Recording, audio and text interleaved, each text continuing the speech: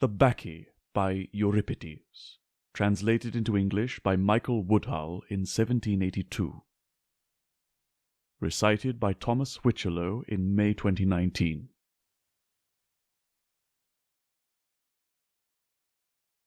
Enter Bacchus. Says Bacchus, "This Theban land I, Bacchus, son of Jove, revisit. I, whom Semele, the daughter of Cadmus, erst amid the lightning's blaze brought forth.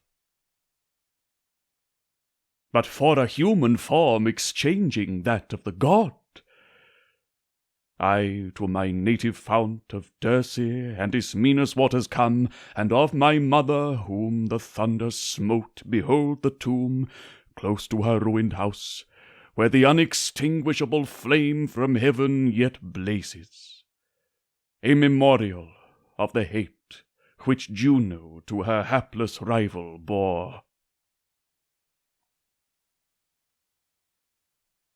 My praise on Cadmus I bestow, who reared a temple to his daughter on this spot which no unhallowed feet invade. Its walls I with the blushing fruitage of the vine have screened around.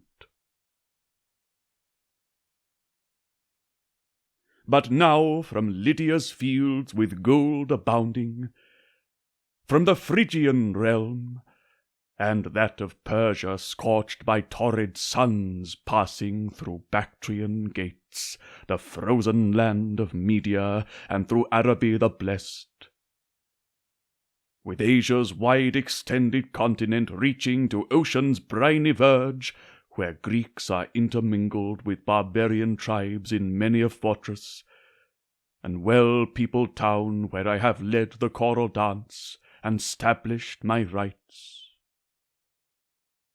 To manifest my power divine among mankind, I come to this, the first of the Hellenian cities.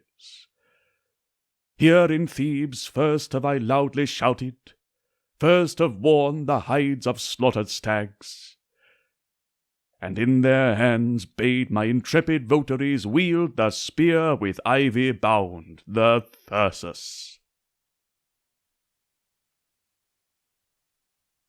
For the sisters of my own mother, whom it least became, pretend that Bacchus never sprung from Jove, but by a human paramour seduced, that Semele unjustly charged the god with her transgression, Cadmus having framed such stratagem.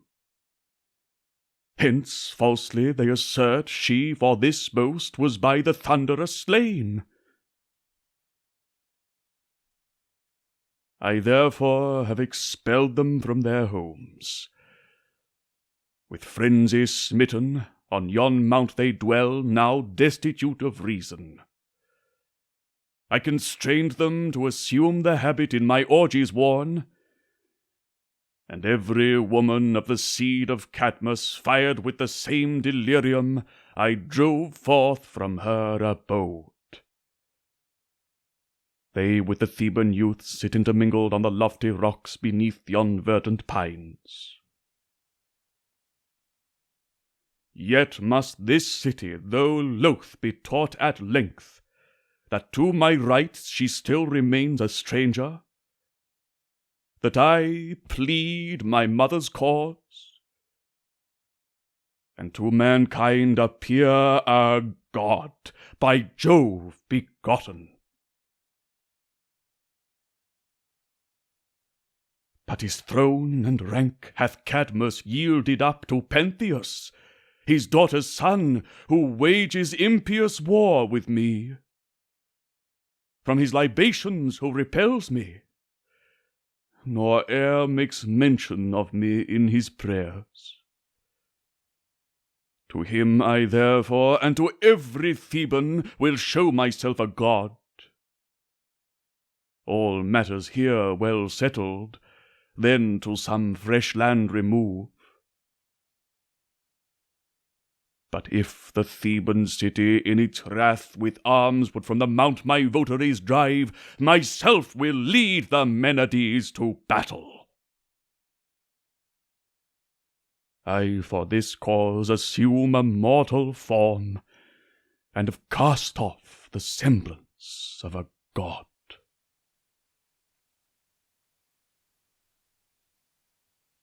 But O ye generous dames, who to frequent my orgies came from Lydian Molus' height, by me selected from barbarian tribes my faithful comrades, hither bring those timbrels whose well-known sound pervades the Phrygian realm, by Rhea, Holy Mother, and by me invented, and around the regal dome of Pentheus marching, beat them loud, that Thebes may all come forth and your procession view. But with my followers to Cytheron's top will I ascend, and view their choral rites. Exit Bacchus.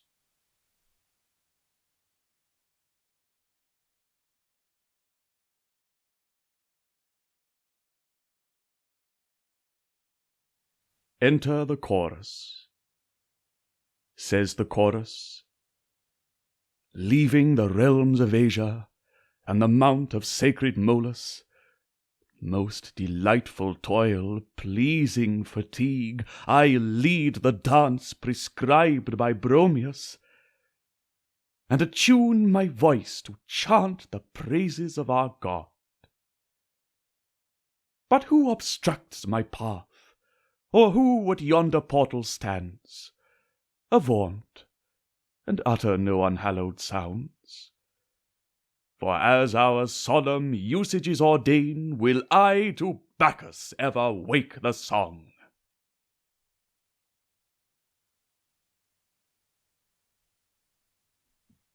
Acquainted with heaven's mystic rites, how blessed is he, who, purged from every stain, glows with religious ardor, and delights to haunt the mountains with our duteous train.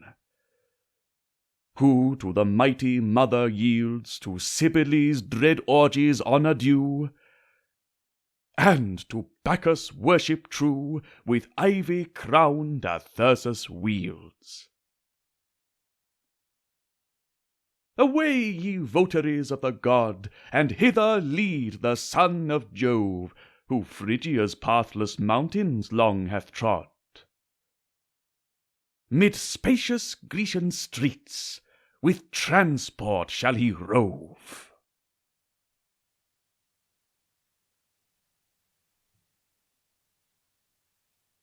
When sudden throes her entrails tore, as winged from heaven the rapid lightnings came, the mother an abortive infant bore, and died o'ercome by that celestial flame.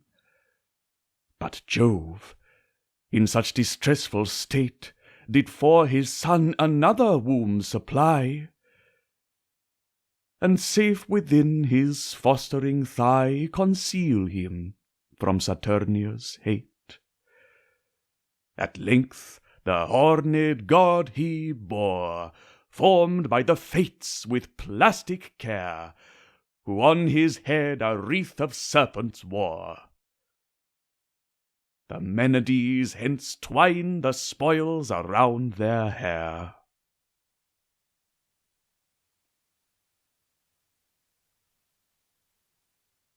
The ivied garlands shall be thine, O Thebes, where lovely Semele was born. Convolvulus with pliant shoots entwine. Wield in your revelry the branches torn from lofty oak or verdant pine, and of the hides of stags a vestment wear conspicuous with its spotted hair. To celebrate the rites divine, now arm yourselves with sportive wand. E'en things inanimate shall dance. With Bromius o'er yon mount, the female band their looms, their shuttles left, in frantic guise advance.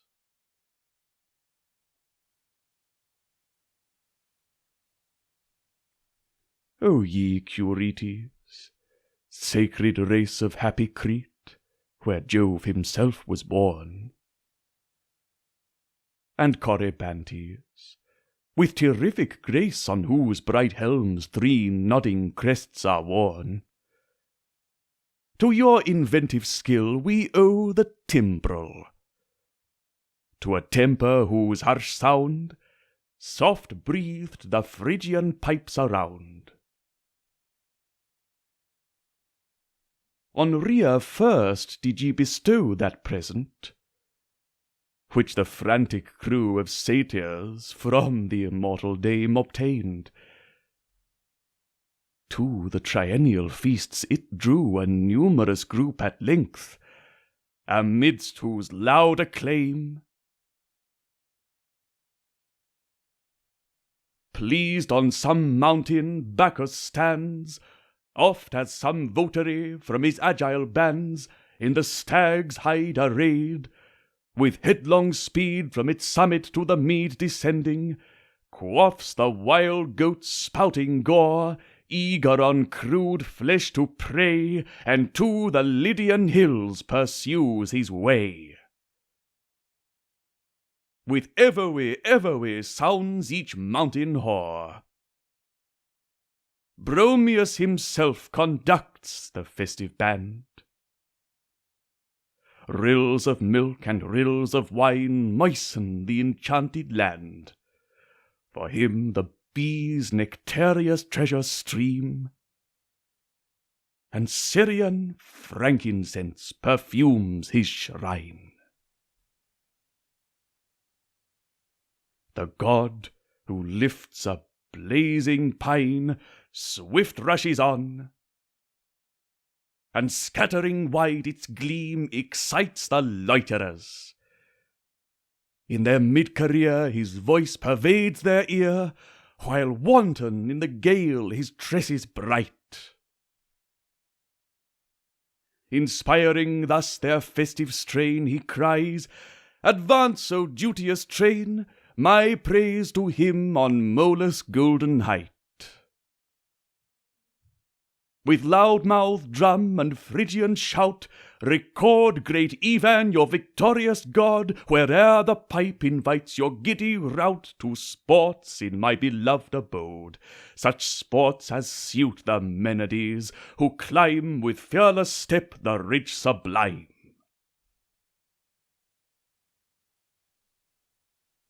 Like the young colt, with conscious pride, who gambols by the mother's side, exulting see each nymph advance to join the Bacchanalian dance.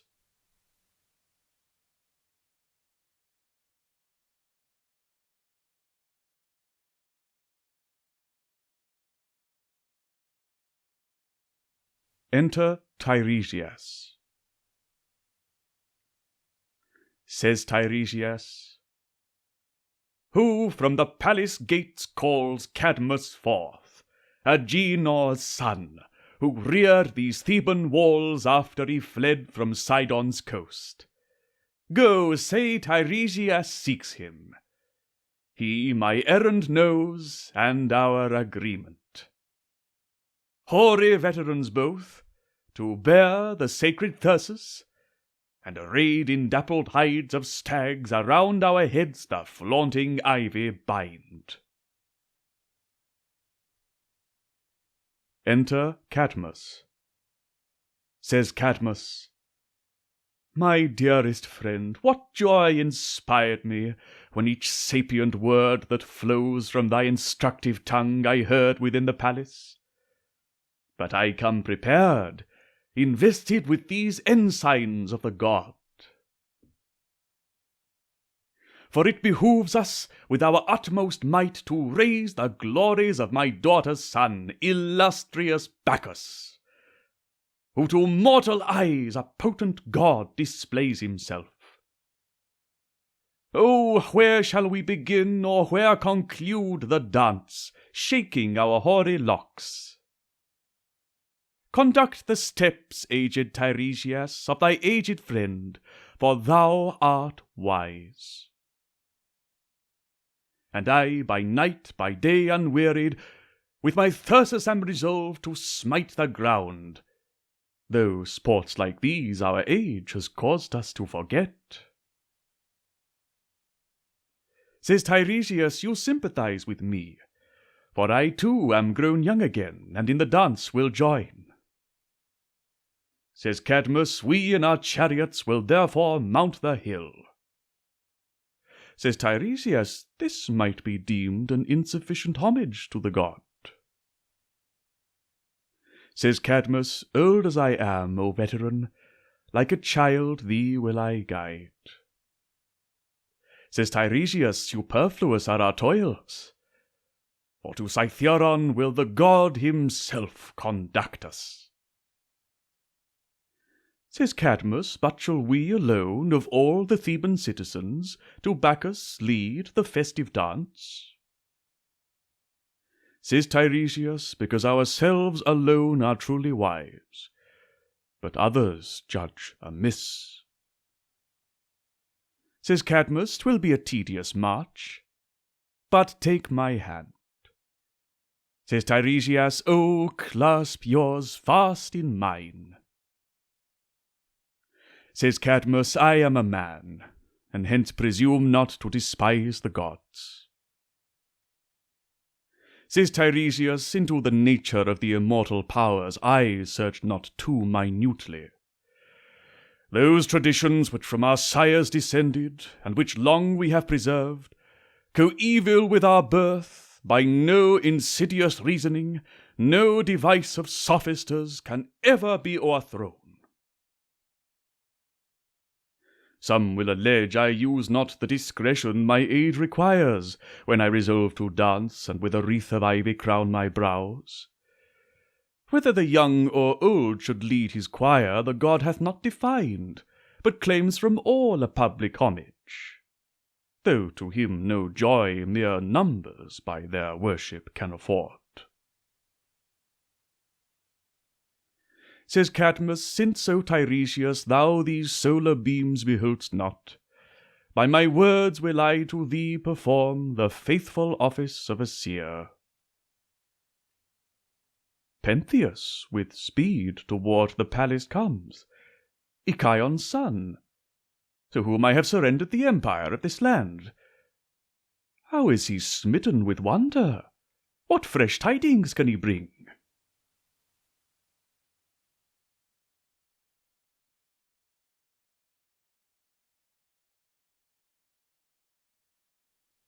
Enter Pentheus. Says Pentheus, having a while been absent from the realm, on my return I hear that by fresh evils this city is infested, and their homes our women have deserted on pretence that they in mystic orgies are engaged. On the umbrageous hills they chant the praise of this new god, whoe'er he be, this Bacchus. Him in their dances they revere, and place amid their ranks huge goblets fraught with wine. Some fly to pathless deserts, where they meet their paramours, while they in outward show are Menades by holy rites engrossed, yet Venus more than Bacchus they revere. Binding their hands, as many as I court, my servants in the public prisons hold. But o'er the craggy mountains will I chase all who escaped, both Ino and Agave, who to Ichaon bore me, with Autonoe, Actaeon's mother. Them in galling chains will I secure, and force them to desist from these accursed Bacchanalian rites. But they inform me that a stranger, versed in fraud and vile enchantments, is arrived from Lydia, graced with auburn tresses wreathed in wavy ringlets, his complexion's ruddy, and in his animated eyes are lodged all Cytherea's graces. He by day by night holds converse with our blooming maids, pretending to instruct them in the rites of Bacchus. But if once within these walls I seize him, he no more shall brandish wide his thyrsus, or those auburn ringlets wave, for I that head will sever from his trunk.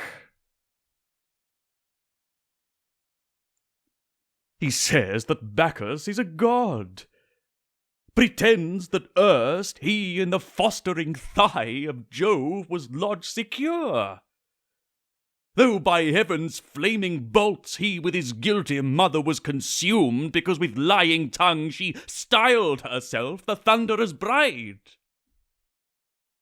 Doth not the arrogance of this vain stranger, whosoe'er he be, merit severe and exemplary vengeance? But lo, another miracle! I view the seer Tiresias in the dappled hides of stags, so most ridiculous arrayed, attended by my mother's hoary father, who brandishes a wand in frantic guise.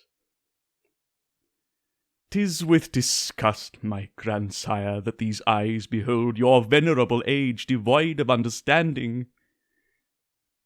Why refuse to cast that ivy wreath away? Or why still holds your hand the thyrsus?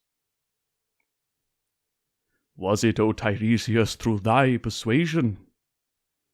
Wouldst thou have him, too, busied in introducing to mankind this upstart god, observe the winged tribes that skim the air, or from the blazing shrine derive a gainful trade?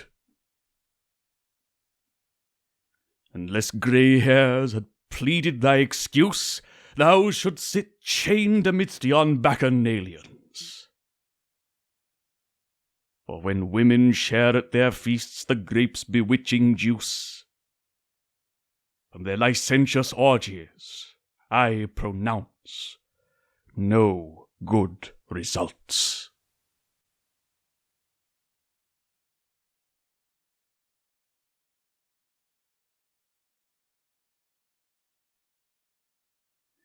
Says the chorus, ye violated rites ordained by heaven. O stranger, for the gods hast thou no reverence, or for mighty Cadmus, who erst that crop of earth-born warriors sowed? Son of Ichaon, dost thou shame thy race? Says Tiresias, when the wise man hath found a specious topic on which to argue, he with ease may frame an eloquent harangue. Your tongue indeed is voluble like theirs who reason well, but in your language no discretion reigns. He who possesses courage, sovereign power, and fluency of speech, if not endued with wisdom, is an evil citizen. I have not words to express how this new god whom you deride through Greece shall be revered. The two chief rulers of this nether world, proud boy, are Ceres, goddess most benign, or Earth, distinguish her by either name, who nourishes mankind with solid food. Yet hath the son of Semele discovered and introduced the grape's delicious draught, which vies with her, which causes every grief to cease among the wretched tribes of men with the enlivening beverage of the vine whenever they are filled. He also gives sleep, sweet oblivion to our daily cares, than which no medicine is with greater power endued to heal our anguish. Though a god, he in libations to the immortal powers is oft poured forth. that men through him may gain unnumbered benefits. But you deride him, because he erst was in the thigh of Jove enclosed. To you I fully will expound this noble mystery. From the lightning's blaze when Jove had snatched and to Olympus borne the tender infant, Juno from the realms of heaven would have expelled him. But Jove framed this stratagem to thwart her. Having broken a portion of that ether which enwraps the world, he placed him there, surrendering up young Bacchus for an hostage to appease the wrath of Juno. Whence in after times deluded mortals said he in the thigh of Jove was nourished, and by thus omitting one single letter the tradition forged. Footnote: substituting miros, which signifies thigh, for omiros, hostage. Many ancient Greek writers call Juno the air, insomuch that Hera ho aer is a definition to be met with in Suidas and several other lexicographers. And hence Bacchus's being lodged in the air when he was an infant is called his being given to Juno for an hostage. But Diodorus Siculus imputes the origin of this tradition to the concealment of Bacchus in a mountain of India called Miros, overlooking the city of Nysa, which boasted of having that god for its founder. To recapitulate. But you deride him, because he erst was in the thigh Miros of Jove enclosed. To you I fully will expound this noble mystery. From the lightning's blaze when Jove had snatched and to Olympus borne the tender infant, Juno from the realms of heaven would have expelled him. But Jove framed this stratagem to thwart her. Having broken a portion of that ether, aer, which enwraps the world, he placed him there, surrendering up young Bacchus for an hostage, omiros, to appease the wrath of Juno, Hera. Whence in after times deluded mortals said he in the thigh Miros of Jove was nourished, and by thus omitting one single letter, the tradition forged. This god, too, is a mighty seer. The transports and bacchanalian frenzy he inspires with a prophetic energy abound. For when he enters with resistless force the human frame, he prompts his madding votaries to speak of things hereafter, and assumes in some degree the character of Mars. For he with sudden terror smites the host when under arms, e'en in the ranks of war, before a lance is hurled. By Bacchus wrought are madness and these fears.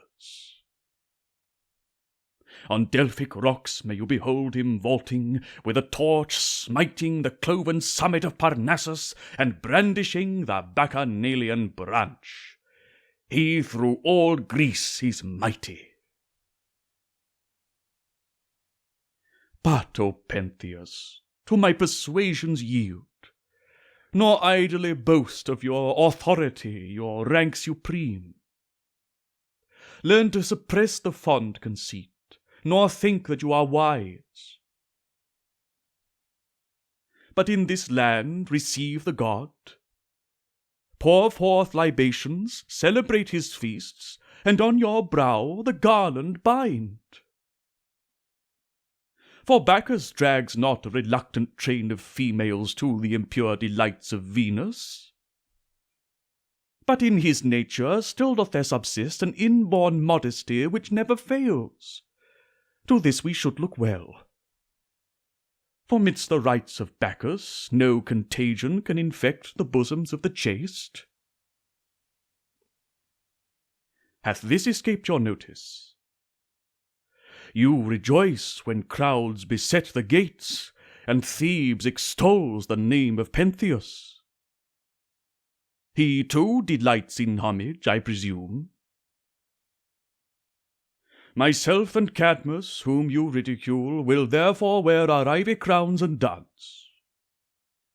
Both grey with age, yet it behooves us both to join the choral dance, nor shall your words urge me to wage an ineffectual war against the god. For with inveterate frenzy are you possessed. No magic charms can heal a malady like yours, which owes its rise to some enchantment.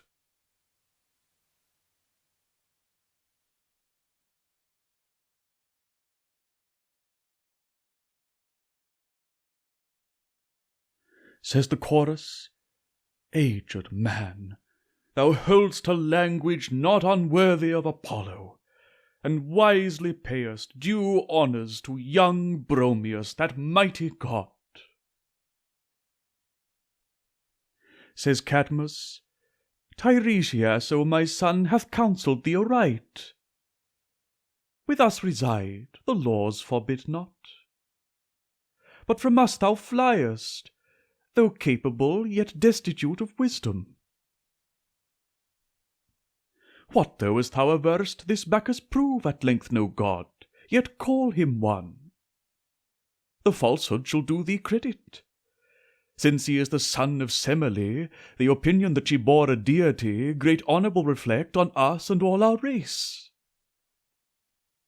Hast thou beheld Actaeon's wretched fate, whom in the woods, trained by his care, the ravenous hounds devoured, because he idly boasted to excel Diana in the chase? Lest thou like him shouldst perish, hither come, and round thy head the sacred ivy will I bind. With us yield homage to the god." Says Pentheus, "You shall not touch me. Go celebrate these bacchanalian rites. Your folly is contagious. On the wretch from whom you learn such madness will I wreak a vengeance just and terrible. Let some go to yon chair with speed, whence he observes the flight of birds, or turn it with their levers as if with Neptune's trident. In confusion blend all his ensigns of the soothsayer's trade, and to the winds of heaven disperse his wreaths. Hence shall I sting him deeply.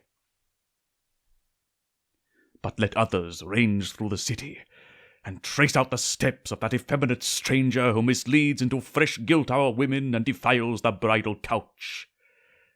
If ye the miscreant seize, bind him and drag him hither to be stoned as he deserves.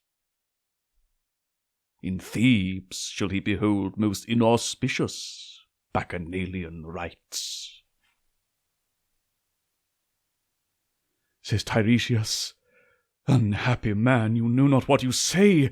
You certainly are frantic, and long since your reason has been wavering.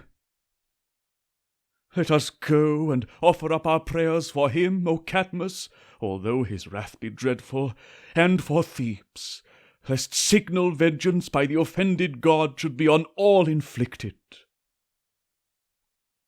With your staff of ivy follow me, and let us strive each other to support. It were unseemly for two old men to fall. But come what may, to Bacchus, son of Jove, must we perform our duteous service. But beware, lest Pentheus bring sorrow to your house. Not as a seer this do I speak, but by experience taught, that folly issues from the mouth of fools." Exit Cadmus and Tiresias.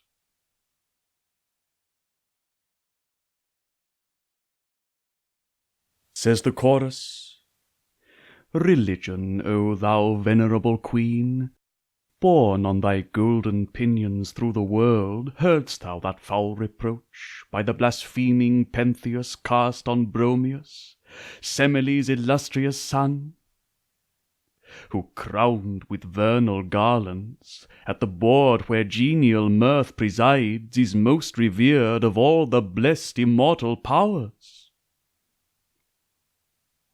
His offices are these: to dance, to hear the pipes' sweet sounds with joy, to bid care cease, when the grapes' clusters are introduced among the gods, and foaming bowls with ivy tendrils wreathed cause the gay feast to close in lenient sleep.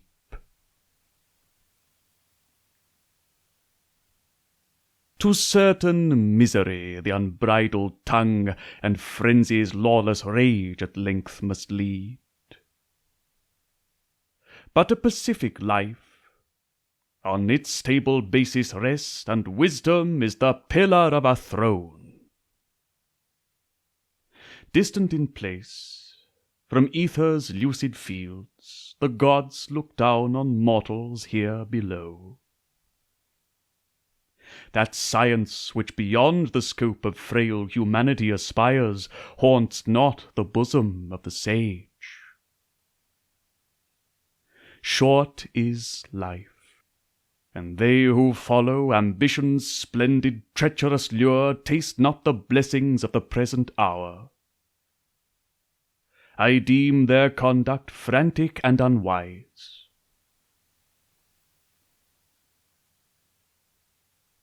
Oh, could I sail to Cyprus, happy isle of Venus, whence sweet loves dispensed to man soothe every anxious breast;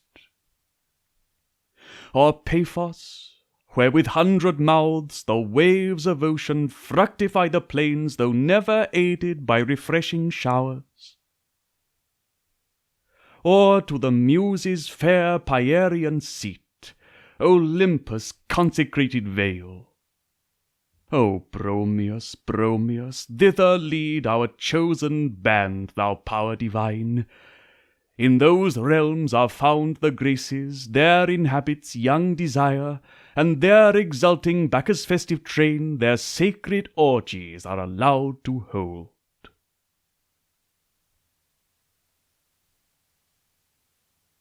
Our deity, the son of Jove, delights in banquets and in peace, the source of wealth and nurse of blooming youths.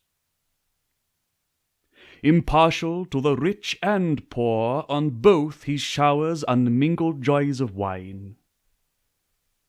Whoever sternly slights the proffered boon, foe to the god rejects a bliss which lasts through lengthened days and happy nights.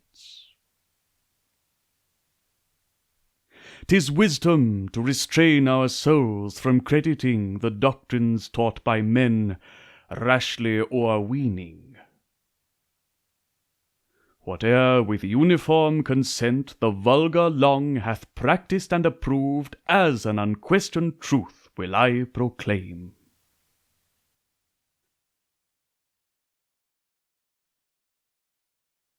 Servants bring Bacchus bound. Says a servant, "We come, O Pentheus, having seized the prey for whom thou didst dispatch us. Nor in vain assailed we, for we found the savage tame. He fled not, but without reluctance yielded and undismayed. Nor did those ruddy cheeks change their complexion. With a smile he bade us bind him and lead him on. His firm demeanour extorted my respect. Then, seized with shame, I cried, 'O stranger, I against my will convey thee hence. As for the female choir of Bacchus' votaries, whom, when caught by chains, thou in the public prison didst confine, escaped from bondage, through the sacred groves they in wild measures lead the dance and call on Bromius, on the god whom they adore. Spontaneously their fetters burst asunder, and massive bars, untouched by human hand, flew from the doors. To Thebes this stranger comes with many powers miraculous endued. But 'tis thy part to see to what remains. Says Pentheus, hold fast his hands, for now he is confined amid the toils, he hath not speed sufficient to 'scape me. The mere graces of thy form are such, O stranger, as may well entice frail women's hearts, and for this cause thou comest. Unlike a wrestler's o'er thy cheeks, dishevelled stream the long ringlets of thy hair, expressive of wantonness. Effeminately white is thy complexion, the sun's parching rays avoiding. By thy charms in shadowy groves thou strife's love's idle dalliance to invite. But first inform me from what race thou spring'st. Says Bacchus, no empty boast I utter, but with ease can answer this inquiry. Have you heard of Molus' flowery mount? Says Pentheus, I know it circles the walls of Sardis.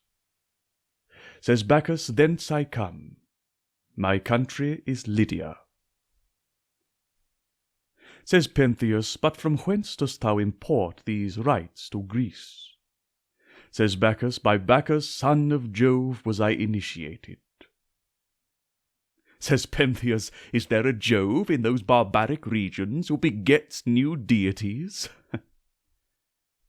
Says Bacchus, no, but 'tis he who here took for his bride the beauteous Semele. Says Pentheus, was it by night or in the face of day that he constrained thee to adopt his worship? Says Bacchus, by him was I discerned, him too I saw full clearly, when to me the god entrusted the mystic rites. Says Pentheus, but of these mystic rites, what is the nature? Says Bacchus, they who never mingled in Bacchus' sacred orgies must not know. Says Pentheus, avail they aught to those who at his altars present the oblation?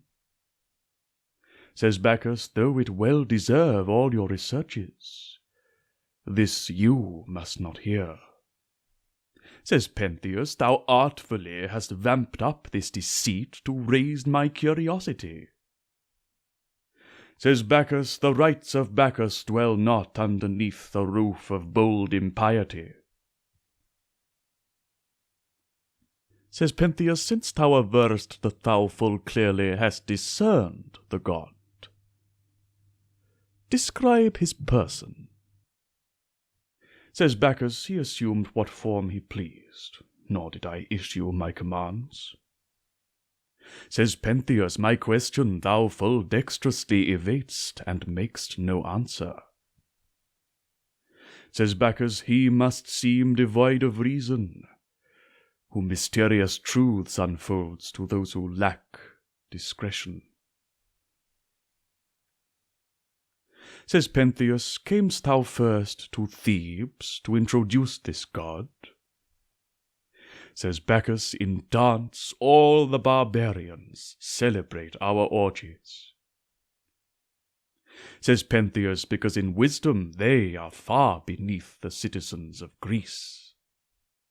Says Bacchus, in this respect they far transcend. But different are their laws. Says Pentheus, by night or day these sacred rites performest thou? Says Bacchus, mostly by night, for venerable is darkness. Says Pentheus, to women this is treacherous and unsafe. Says Bacchus, e'en in the broadest day may shame be found. Says Pentheus, thou for thy impious sophistries shalt suffer due punishment.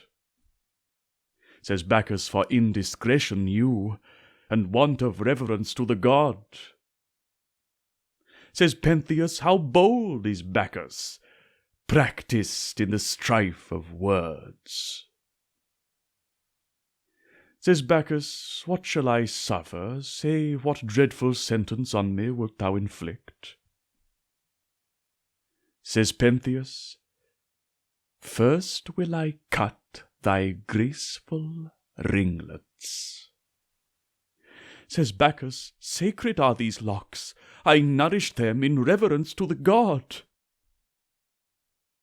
Says Pentheus, then let thy hands surrender up the thyrsus. Says Bacchus, take it away thyself. It was the gift of Bacchus, and I bear it. Says Pentheus, in a dungeon thee will I guard.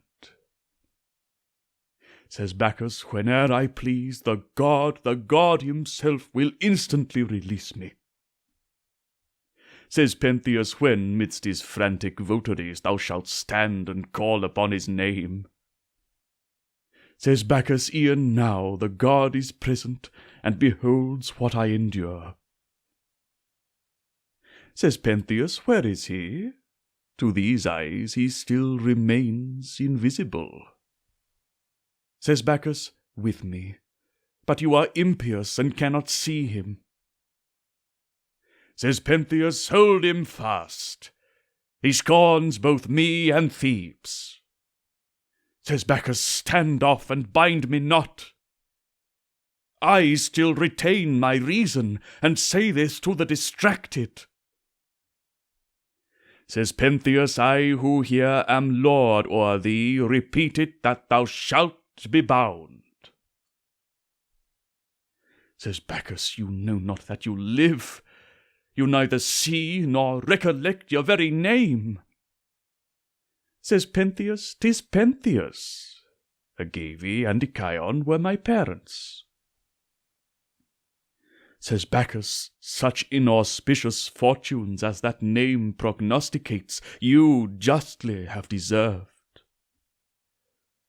Footnote, in the Greek language, penthos signifies grief. Says Pentheus, go, bind him to the manger where my steeds are fed, that darkness may his prospects bound. There dance. But I for slaves will sell these women whom thou bring'st hither, partners of thy crimes.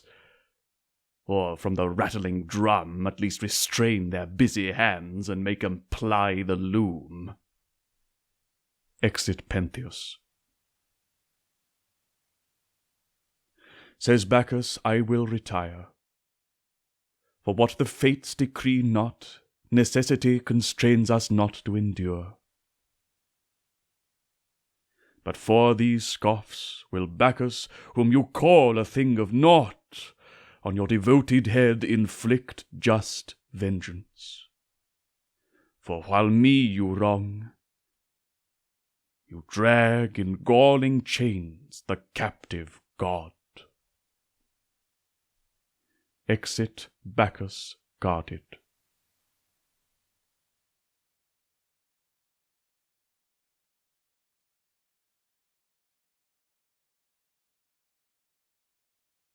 Says the chorus, from Achelous' slimy bed, O lovely Dirce, who deriv'st thy birth, when first Jove's son, young Bacchus, graced the earth, thy streams were sprinkled o'er his head. The abortive infant his relenting sire snatched from the lightning's livid fire, and sheltered in his thigh. Let this male womb contain thee, cried aloud the parent god. till to Thebes' wondering crowd thee I produce their deity by Dithyrambus' name. Our solemn rite yet thou, O Dirce, dost confound, regardless of our train with garlands crowned. Why scorn my prayer? What means thy flight? Obedient to young Bromius' nod, soon shall thy current hail the jocund god, shaded by ripened clusters bright and vineyards blushing rich delight.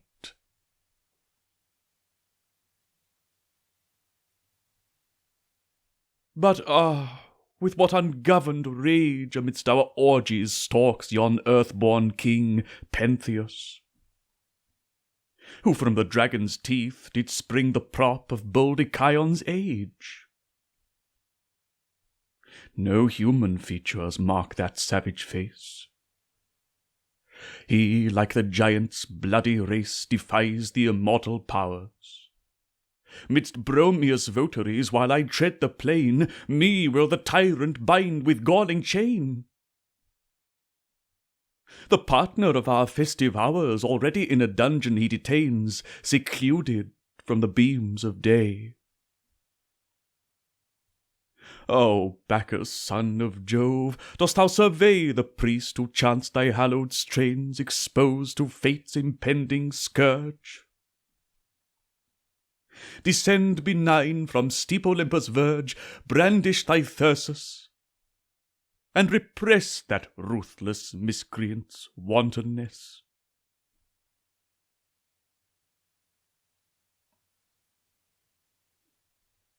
Leadst thou the votive choir to Nissa's mount, where savage beasts abound? On steep Corycian summits art thou found? Or dost thou haunt Olympus' shadowy cave, where Orpheus erst with magic lyre collected trees that listened to his strain and lured the howling lion from the plain? O blessed Pierian mount, revering thee ere long will Bacchus lead his shouting followers to the Muses' fount, and crossing Achelous' rapid spring, the Menades to Lydia bring, streaming with joys exhaustless and refined. Bounteous parent of mankind, whose waters glide through regions famed for courses which outstrip the wind.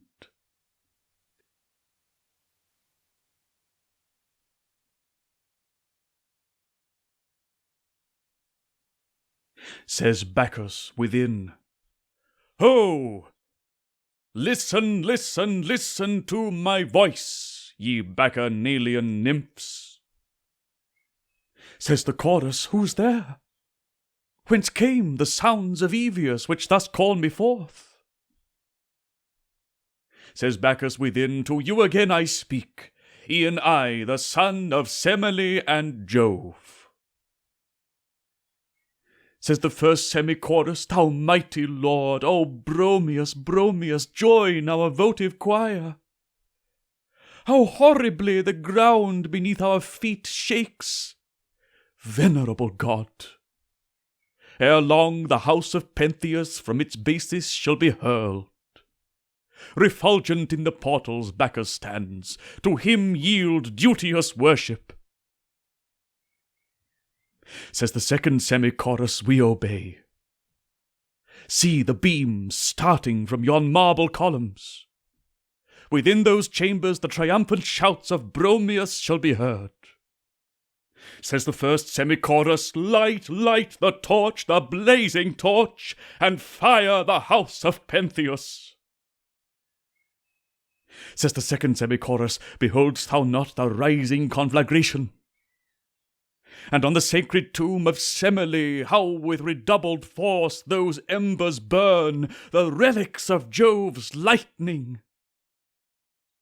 On the ground fall prostrate, O ye trembling Menades. For Bacchus, son of Jove, our king, invades, and levels these proud mansions with the ground. Enter Bacchus in the guise of the prophet. What? Seized with terror, ye barbarian dames, are ye fallen prostrate? Ye perceived, it seems, how Bacchus shook the house of Pentheus. Rise, let those trembling limbs resume their office, and lay aside your fears.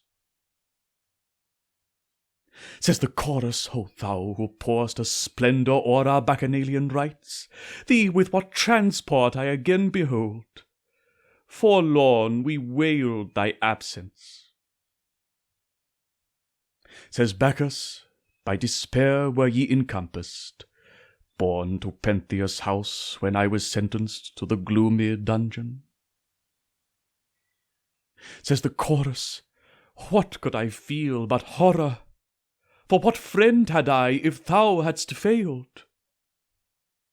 But by what means wert thou delivered, after thou hadst fallen into the hands of that unrighteous man? Says Bacchus, myself full easily myself set free, and with no toil. Says the chorus, did he not bind thy hands in galling chains? Says Bacchus, herein too I his rage have mocked.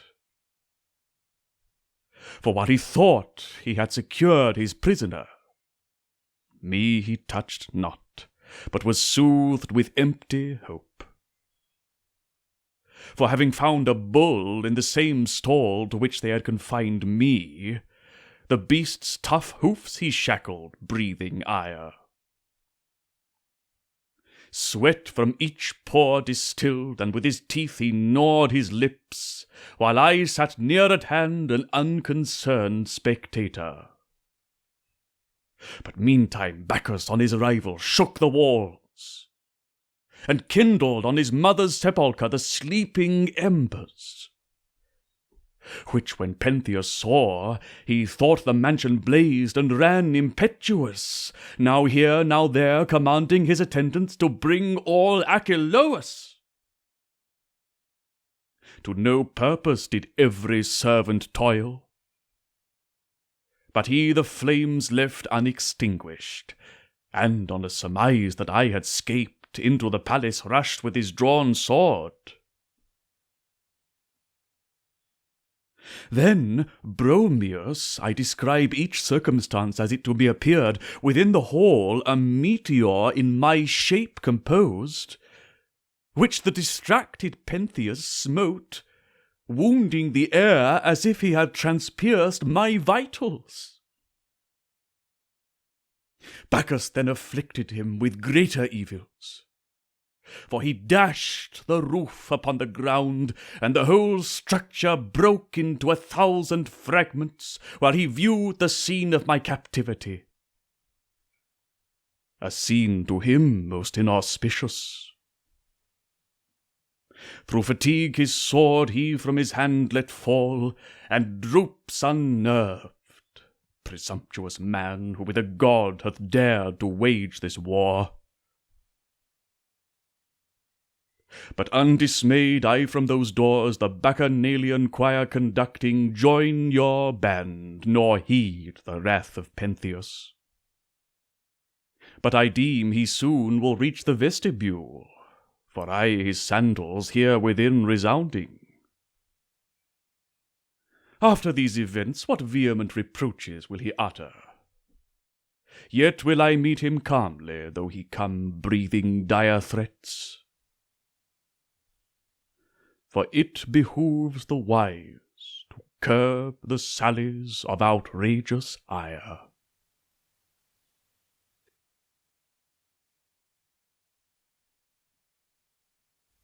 Enter Pentheus. Says Pentheus, most horrid are the ills I have endured. That stranger whom so recently I bound hath from confinement scaped. But 'tis he! What prodigies are these? How comest thou forth? How darest thou to appear before my gates? Says Bacchus, oh, pause a while. refrain these hasty strides, and curb that vehemence of soul. Says Pentheus, how camest thou forth from thy prison? How couldst thou shake off thy fetters? Says Bacchus, said I not, or did these words escape your ears? A god shall set me free. Says Pentheus, I know not what thou mean'st, such various boasts flow from that tongue. Says Bacchus, he who for man produced the clustering vine. Says Pentheus, thou falsely dost assert that Bacchus wrought this miracle. Says Bacchus, bar fast the massive doors of each encircling tower. Says Pentheus, would that avail me? Cannot gods o'erleap the topmost pinnacles? Says Bacchus, in all beside are you full wise, except in that great point where wisdom is most needful. Says Pentheus, I am versed in each essential rule of a sage conduct. Says Bacchus, first then to yonder messenger give ear, and learn what tidings from the mount he brings, while we will here remain and scorn to fly. Enter a messenger. Says the messenger, O Pentheus, monarch of this Theban realm, I from Cytheron's summit am arrived, piled with unwasted heaps of whitest snow. Says Pentheus, what mighty business doth this speech announce? Says the messenger, I saw the Bacchanalian dames, who, urged by frantic transports, issued from our gates with their feet bare. My sovereign, I to you and to this city would relate the deeds they have committed, which are fraught with horror and most miraculous. But wish to hear whether I freely may recount what happened, or should abridge the tale. For, O my lord, the hasty temper of your soul, that rage and awful mien of royalty I fear. Says Pentheus, speak out. Thou shalt incur no punishment from me, to whom the voice of honest truth conveys no hostile sounds. But in proportion as the exploits of yonder madding crew, which thou to me reportst, are more atrocious, severer wrath shall overtake that miscreant who to our women taught these impious rites.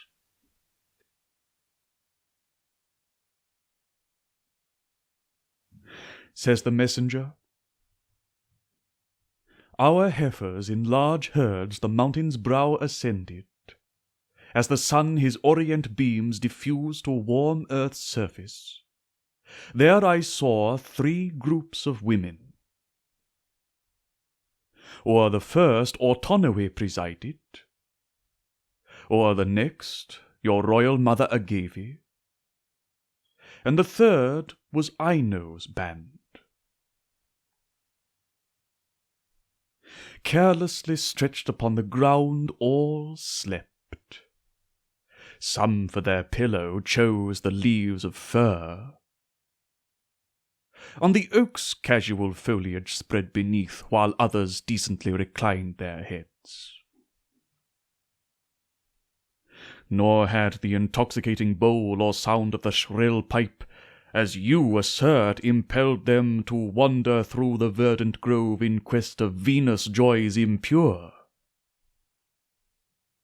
But standing up amidst the Bacchanalian choir, your mother, to wake them from their slumbers, howled aloud, soon as the bellowing of the bulls she heard. Then, casting off sweet slumber from their eyes, with wondrous seeming modesty they rose, young, old, the virgin, and the unwedded dame. Over their shoulders first their streaming hair they spread, resuming the hind's shaggy hide, which loosely floated, by no zone confined. The speckled skins of serpents round their knees were girt. Some in their arms bore kids, or whelps of surly wolves, and gave them suck at home, leaving their newborn children. On her front each placed a vivid garland formed of ivy, oak, or the flowers of wild convolvulus. But one of them her thyrsus seized and smote the solid rock, whence gushed the limpid fount.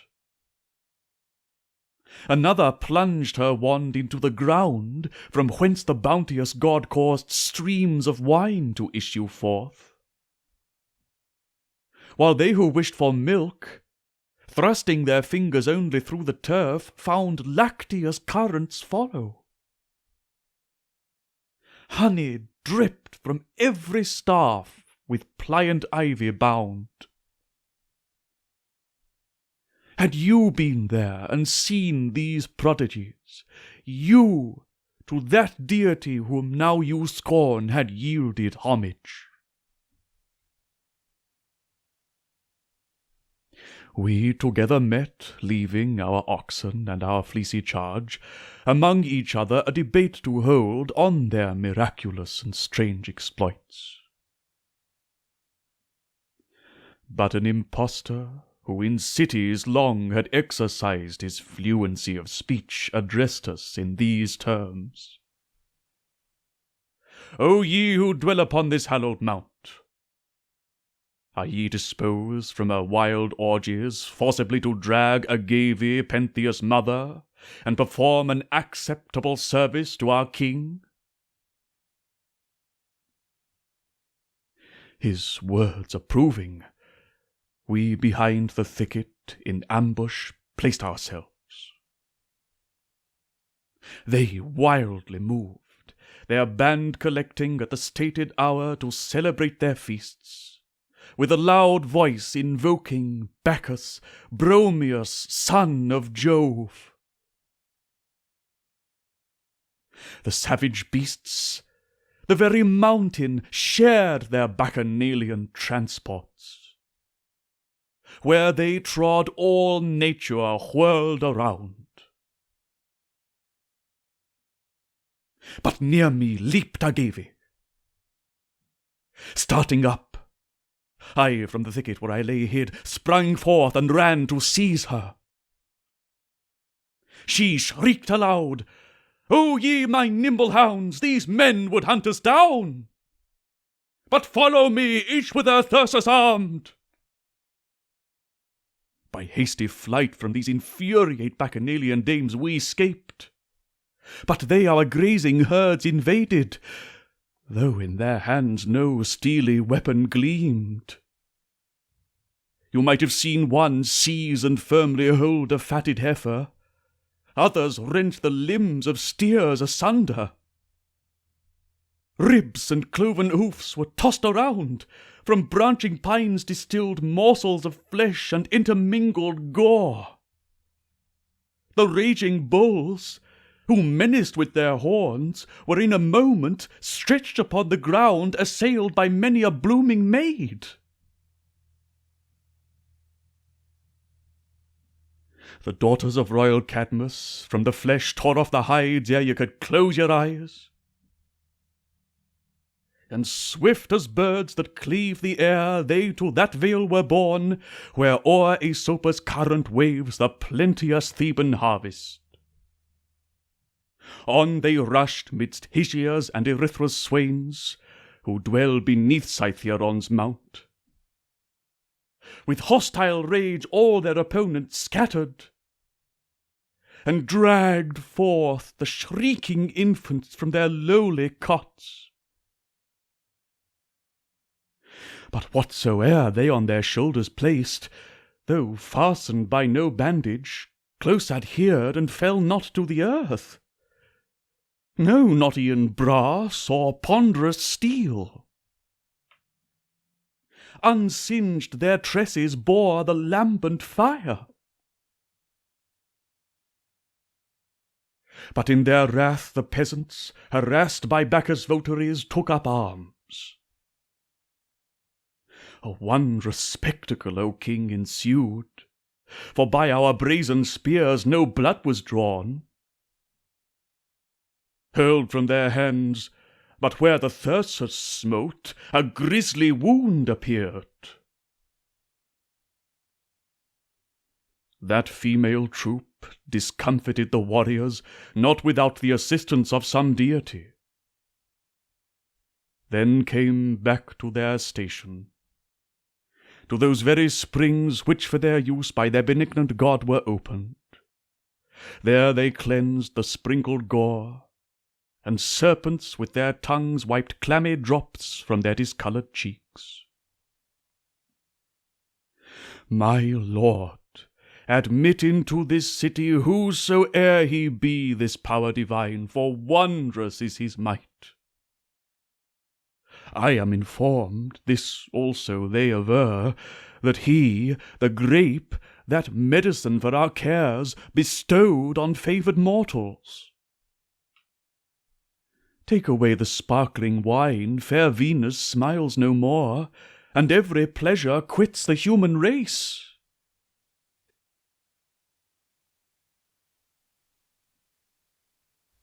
Says the chorus, though in the presence of a mighty king I dread to speak so freely, yet this truth shall be declared, that Bacchus is inferior to none of all the gods. Says Pentheus, in one short moment the pride of his insensate train like fire is lighted up, to all the Greeks a source of great dishonour. But the times admit of no delay. Go to Electra's gate, and give command to all the troops who bear the ponderous targe or mount the rapid steed, the light-armed infantry, and those who twang with surest aim the sounding bow, to join me, that we may war against this frantic crew. Else will disgrace attend us, if such insults we from a female band endure. Exit messenger. Says Bacchus, O Pentheus, you still remain obdurate, though you hear my counsels. Yet though I from you endure such cruel treatment, still do I maintain it is your duty not to take up arms against the god. Forgo this rash emprise, for ne'er will Bromius suffer you to drive his votive train from yonder haunted mount. Says Pentheus, counsel me not, but having scaped from prison, be satisfied with this, or I again will punish thee. Says Bacchus, much rather I to him would offer sacrifice, than in my wrath, frail mortal as I am, kick against the spurs of a vindictive god. Says Pentheus, I will consign fit victims to the altar. Slay those women as they deserve, and o'er Cytheron's top spread universal havoc. Says Bacchus, your whole band shall be discomfited, and to complete your shame, your brazen shield shall be transpierced with the slight thyrsus. Says Pentheus, we a stranger harsh and obstinate encounter, who nor yields to punishments inflicted, nor desists from his rash enterprise. Says Bacchus, you still have means of happily composing these dissensions. Says Pentheus, by doing what? By crouching to my slaves? Says Bacchus, these women hither will I bring unarmed. Says Pentheus, alas, thou meditatest some fell deceit. Says Bacchus, why do you talk of treachery by my schemes when I would save you? Says Pentheus, ye this plot have formed with one consent, that ye might ever haunt those bacchanalian orgies. Says Bacchus, I have formed a compact with the god. Says Pentheus, bring my arms, and be thou silent. Says Bacchus, Would you see them seated together on the summit of the hill? Says Pentheus, This earnestly I wish for, and with heaps of gold for the discovery will reward thee. Says Bacchus, Whence can such wondrous eagerness arise? Says Pentheus, Woe be to those I find inflamed with wine. Says Bacchus, Why long to see the objects which you loathe? Says Pentheus, Know then, in silence as I sit beneath yon sheltering pine. Says Bacchus, But they will trace your footsteps, though you attempt concealment. Says Pentheus, Face to face shall Pentheus meet them. Thou hast rightly spoken. Says Bacchus, Under my conduct will you undertake the toilsome march? Says Pentheus, Without delay lead on, for I my time to thy disposal yield. Says Bacchus, Over your body cast a linen robe. Says Pentheus, Shall I forget to act a manly part and wear the dress of women? Says Bacchus, Lest they kill you if they perceive you are a man. Says Pentheus, These counsels are well suggested. Whosoe'er thou art, thou sure art wise. Says Bacchus, I these instructions gain from Bacchus. Says Pentheus, Teach me therefore how to practice the wholesome admonitions thou hast given. Says Bacchus, Entering the palace, in a fit disguise will I equip you. Says Pentheus, Such as the women wear? It shames me. Says Bacchus, Now no longer are you prompt the votive train of Bacchus to behold. Says Pentheus, Describe the dress thou meanst I shall assume. Says Bacchus, Long hair I down your back will cause to stream in many a ringlet. Says Pentheus, But what other mode of ornaments for me wilt thou contrive? Says Bacchus, The stole shall reach your feet, and o'er your head I mean to place a coif. Says Pentheus, Is there aught more which thou wouldst add? Says Bacchus, The thyrsus in your hand must you sustain, and in the dappled hide of a slain hind advance. Says Pentheus, Such female robes are what I cannot, will not stoop to wear. Says Bacchus, Go then, and perish in the unequal strife with Bacchus' votaries. Says Pentheus, Better were it first their motions to observe. Says Bacchus, By far more wise than hunting after other ills, to swell the number of those ills already known. Says Pentheus, But through the city how shall I proceed unseen by every Theban? Says Bacchus, We must use paths unfrequented. I will lead the way. Says Pentheus, I rather would submit to aught than suffer Bacchus' infuriate votaries to deride me. Says Bacchus, The palace we will enter, and deliberate if you think proper. Says Pentheus, Wheresoe'er thou wilt, I give my free consent, and will go forth prepared to wield the javelin, or adopt each salutary counsel thou canst give. Exit Pentheus. Says Bacchus, Soon shall he reach the Bacchanalian choir, and die as he deserves. Ye generous dames, within your reach he stands. To thee, O god of Nyssa, now belongs the dread emprise, nor art thou distant far. Be vengeance ours. But first do thou with madness fire his soul. For while his reason yet remains entire, he will refuse to wear a female vest, but hurried to distraction soon assume such garb. I would expose him to the scoffs of every Theban through the city led in such apparel, since he uttered threats the most alarming. But I go to array Pentheus in trappings such as he shall bear, slain by his mother through the shades beneath.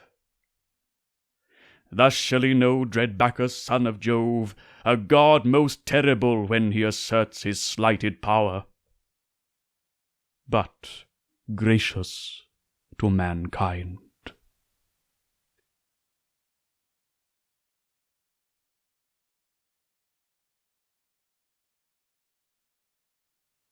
Says the chorus, when shall I join the midnight dance, with agile step my comrades lead, and as our festive choirs advance triumphant o'er the enamelled mead, my heaving bosom to the dewy gale expand? High bounding, like a fawn who gambols o'er the verdant lawn, when from the hunter she with ease hath scaped,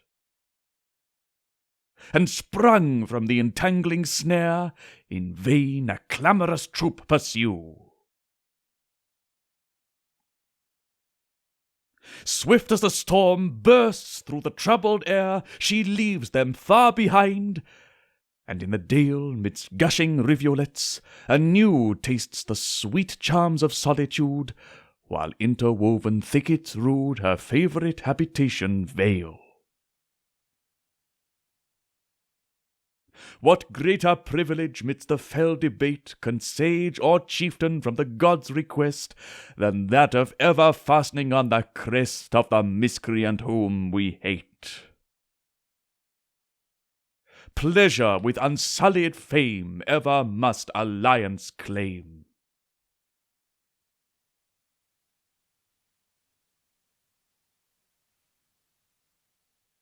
The tardy god arrives at length his steadfast promise to fulfill, exulting in immortal strength. Tremble, ye ministers of ill! With vengeance armed he smites the impious head of him who dares pollute his shrine, and madly spurns the powers divine. The gods' thick mists around them spread, with art the lingering foot of time they hide, and to his haunts the sinner trace. Desist, hope not with intemperate pride thou canst ascend above heaven's sacred laws. The wise these obvious truths embrace. Whate'er he be, the god is strong, and every custom stablished long from nature's self derives its cause. What greater privilege midst the fell debate can sage or chieftain from the gods' request than that of ever fastening on the crest of the miscreant whom we hate? Pleasure with unsullied fame ever must alliance claim.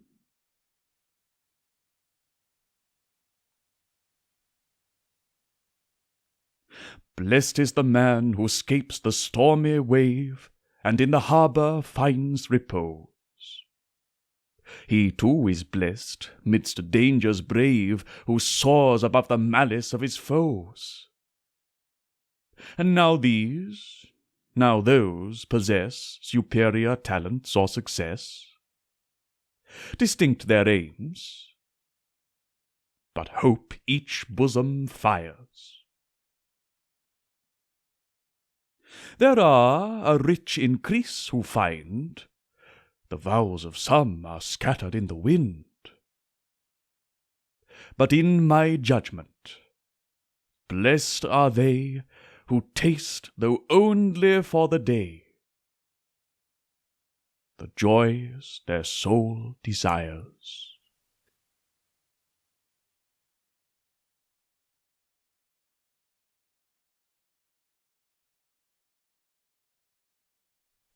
Says Bacchus, "On you, O Pentheus, eager to behold the rites which are forbidden and attempt impossibilities, I call. Come forth without the palace, and before these eyes appear in Bacchanalian robes attired, a likeness of the Menades, a spy on your own mother and the hallowed choir. Your form resembles one of Cadmus' daughters." Says Pentheus, "Two sons, methinks, these wandering eyes behold, and the strange vision of a double Thebes with its 7 gates. Thou, changed into a bull, appearest to lead the way, and from thy head rise stately horns. Art thou indeed that beast? For thou its semblance bear'st. Before us marches some unpropitious god." Says Bacchus, he is a friend to our designs. And now those eyes discern the objects you were destined to behold.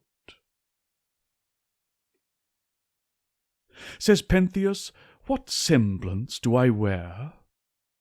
Is not this gate the gate of Ino, this Agave's mien?"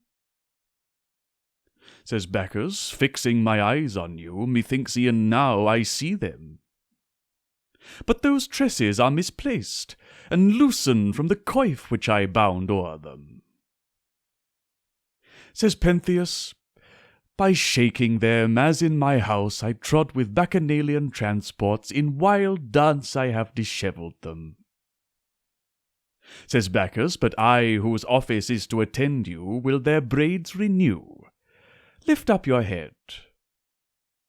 Says Pentheus, "These ornaments adjust, for I on thee depend." Says Bacchus, "Your zone is loose, nor hangs the decent vest in waving folds down to your feet." Says Pentheus, "To me they seem to leave my right exposed, but cover my left ankle." Says Bacchus, "Will you not place me in the foremost rank among your friends, when with surprise you find the Bacchanalians virtuous?" Says Pentheus, "In which hand, holding my thyrsus, shall I most resemble one of their festive troop?" Says Bacchus, "You from the ground with your right hand and your right foot must lift it." This change in your opinion I applaud. Says Pentheus, "Upon my shoulders can I bear away Cytheron's mount, with Bacchus' frantic crew?" Says Bacchus, "You certainly are able, if you will. Erst was your soul diseased, but now you think just as you ought." Says Pentheus, "Strong levers must I bring, or with these hands unaided from its basis can I pluck up the mountain, on these arms and shoulders heaving it?" Says Bacchus, "Oh, spare that seat, dear to the nymphs and dear to gentle Pan, whence oft resounds his flute." Says Pentheus, "Thou well hast spoken. Defenceless women must not be subdued by brutal strength. But in the piney grove will I conceal myself." Says Bacchus, "A place well suited for your intended ambush will you find, when thither you ascend a treacherous spy to view the Menades." Says Pentheus, "I rather think that midst the woods they, like the feathered race, may in their beds be caught, to wanton sloth while they themselves abandon." Says Bacchus, "On the watch go, therefore, and you haply will surprise them, if not surprised yourself." Says Pentheus, "In pomp conduct me through the midst of the famed Theban realm, for I alone of all its valiant sons have dared to undertake this great emprise." Says Bacchus, you singly for the city have endured toils to yourself peculiar, and such conflicts as your achievements have deserved await you. But follow me, for I am a safe guide. Thence shall another bear you. Says Pentheus, what, my mother? Says Bacchus, to every eye conspicuous. Says Pentheus, such my aim. Says Bacchus, you shall be carried back. Says Pentheus, thou represent'st me like some inactive dastard. Says Bacchus, in the hands of her who gave you birth. Says Pentheus, how? Must I then be so effeminate? Says Bacchus, as this implies. Says Pentheus, an undertaking worthy of myself is that on which I enter. Exit Pentheus.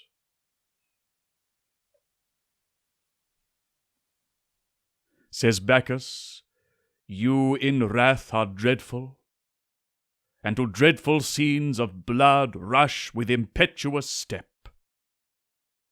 Too high for earth, go seek renown in heaven. Stretch forth your hands, Agave, and thy sisters, O ye daughters of Cadmus. To a mighty strife I lead this youth, where I and Bromius shall prevail. The sequel, let the event itself disclose. Exit Bacchus.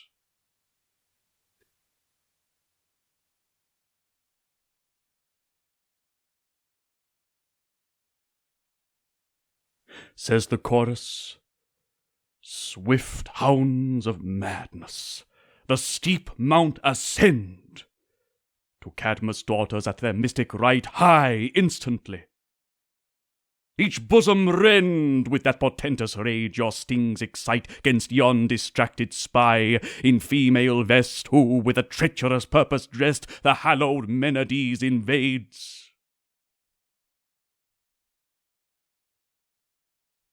His mother on the rock surveys our foe ascending from the plains below, and to her comrades midst their wonted shades exclaims, with impious scorn, what Theban mounts these hills to vex our choir? He was not by a mortal sire begotten, or of woman born. From some lion's fierce embrace he sprung, or from the Libyan Gorgon's race. Descend from heaven, thy glittering steel unsheathe, O justice. Let that earth-born youth, foe to religion, lore, and plighted truth, Ichaion's son, severest vengeance feel.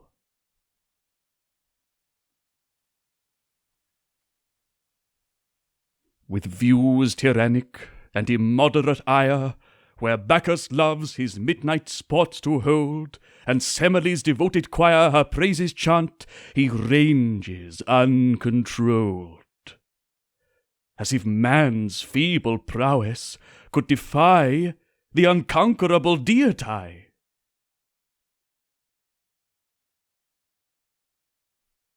Securely o'er life's dangerous stage who hope to pass, their wandering thoughts confine, nor scrutinize exploits divine. I envy not the talents of the sage, far nobler aims are mine. Those truths alone I labour to attain, which stablish virtue's endless reign. In such devotions prompt to join, I each rite with horror view that tends to rob the gods of homage due. Descend from heaven, thy glittering steel unsheathe, O justice. let that earth-born youth, foe to religion, law, and plighted truth, Icion's son's severest vengeance feel.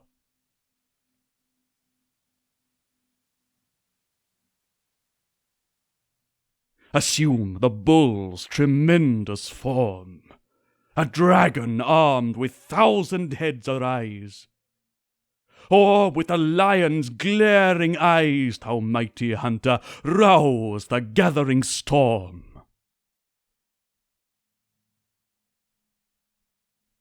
Yet rather now thine own ingenuous face displaying, in the snare surprise yon tyrant ere his danger he descries, fallen among the Menades, that fatal race.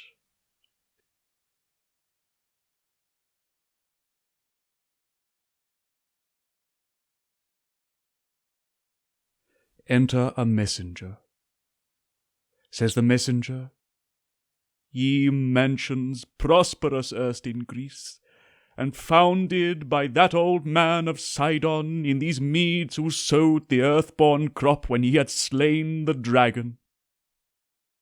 With what tears do I bewail your fate! Though servitude be my hard portion, yet sympathizes an ingenuous slave in the afflictions of his lords. Says the chorus, What bringst thou? Fresh tidings from the Bacchanalian dames? Says the messenger, Icion's offspring Pentheus is no more. Says the chorus, O sovereign Bromius, now dost thou appear a mighty god. Says the messenger, What meanest thou by this language? At the disastrous fortunes of our king dost thou exult, O woman? Says the chorus, I was born in foreign climes, and with barbaric voice chant Bacchus' praises. Now no more I fear the galling chain. Says the messenger, Canst thou suppose that Thebes is thus enervate grown? Says the chorus, Not Thebes, but Bacchus. Bacchus is now our ruler. Says the messenger, I forgive thee. Yet glorying in the mischiefs ye have done, O woman, is unseemly.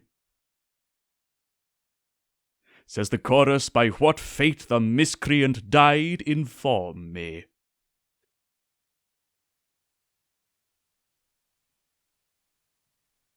Says the messenger, Having left Therapne, Pentheus and myself now crossed Aesopus' current, and begun to climb Cytheron's mount, a stranger guided us to view the mystic orgies.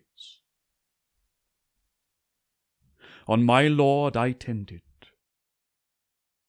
First we reached a verdant grove, through which with cautious step we trod, observing strict silence.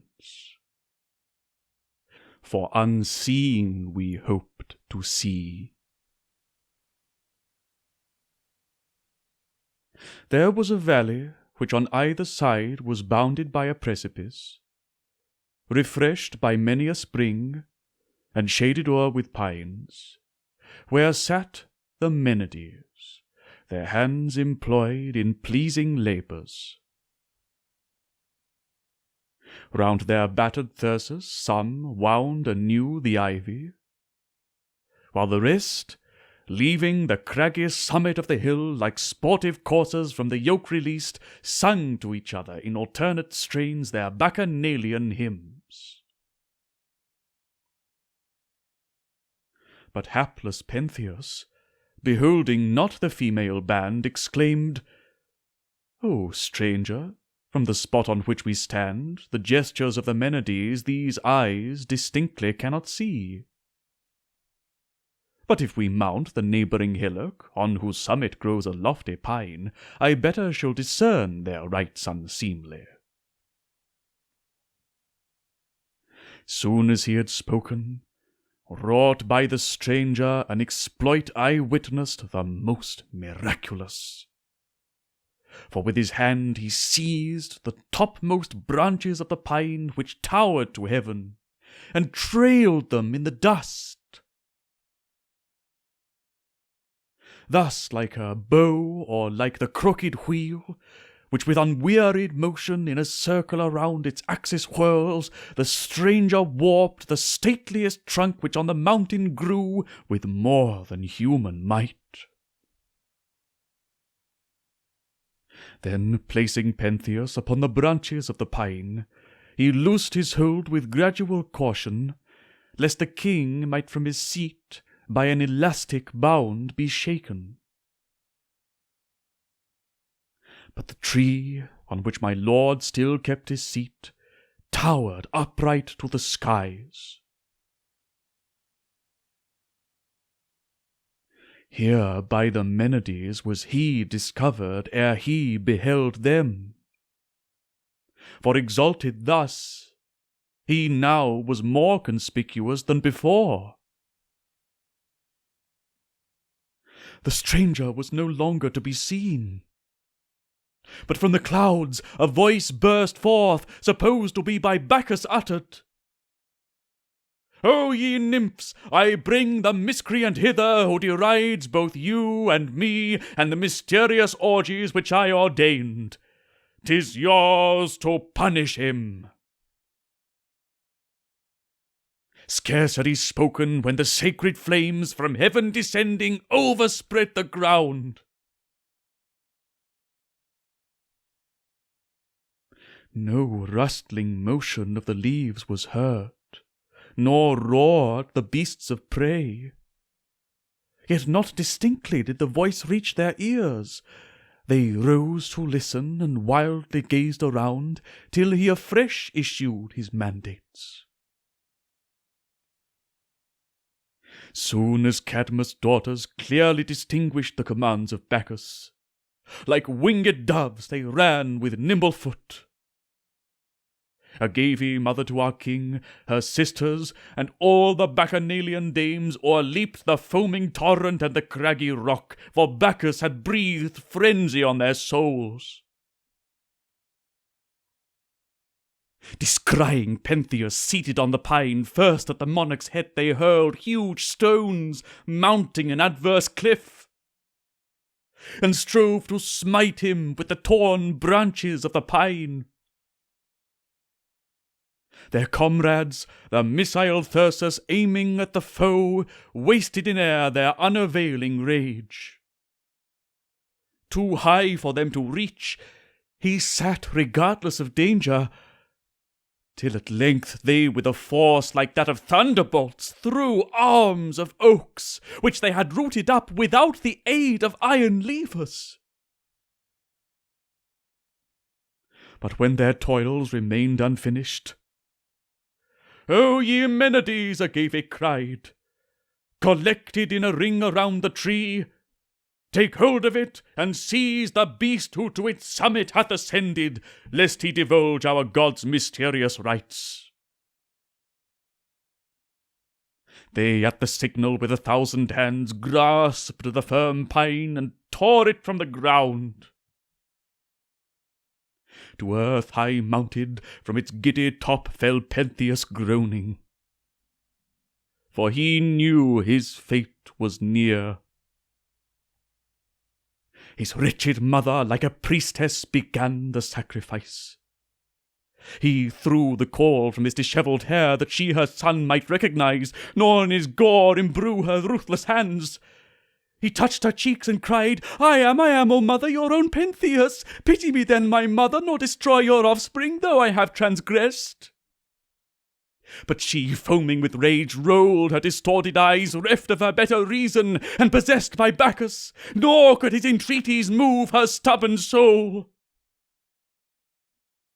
Then seizing his left arm with both her hands, and stamping on the ribs of this unhappy victim, she tore off his shoulder. Nor appeared the exertion great, for by the god with ease was she enabled her bloody purpose to effect. But Ino on his right side full many a ghastly wound inflicted. With autonomy the whole choir of Bacchanalian dames pressed on and joined in one tremendous shout. His groans continued till he had breathed his last. They howled. One rent his arm away, another with his foot the sandal. They laid bare his ribs, and scattered like balls the mangled morsels of his flesh. Dispersed, his body lies beneath the rocks and midst the leafy thicket, nor with ease can be discovered. But the ghastly head his mother seized, and on earth Thyrsus fixed, over Cytheron's mountain, as the spoils of a slain lion bears it. Having left her sisters with the Menades engaged in choral rites, proud of her horrid trophy, she through the portal stalks, and calls aloud on Bacchus, her companion in the chase, who aided her to take the prize. What tears from so unblessed a triumph soon shall stream! But from the scene of misery I retired before Agave to these mansions come. For modest worth and reverence for the gods are in my judgment the most certain marks of glory and of wisdom in mankind. Exit Messenger.